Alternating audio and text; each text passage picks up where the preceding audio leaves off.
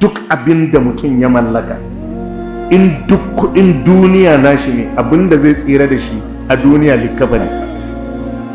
Duk abin da ka mallaka ya labo, duk abin da ka mallaka, abin da za ka tsira da shi a dukiyarka likafaninka. In ka ga dama ka ci kudin, in ka ga dama kar ka ci kudin, in ka ga dama ka taimaka, in ka ga dama kar ka taimaka, rabonka da za ka tsira da shi likafani.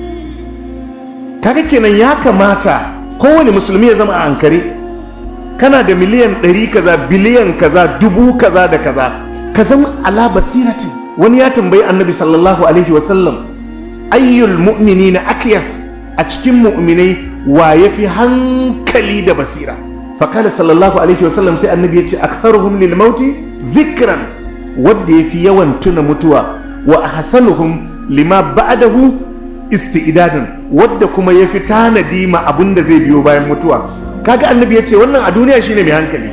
An tambaye shi wa yafi hankali a duniya, annabi ya ce wadda yafi yawan tuna mutuwa, wadda yafi aikin da zai tanadi abunda zai biyo bayan mutuwa. Annabi ya ce wannan shine mai hankali. Kaga ai an dawo da kai kan cewa in kana duniyan ka zam mai riko da addini. Me tanadin da zaka yi bayan mutuwa bayan addini akwai? Babu.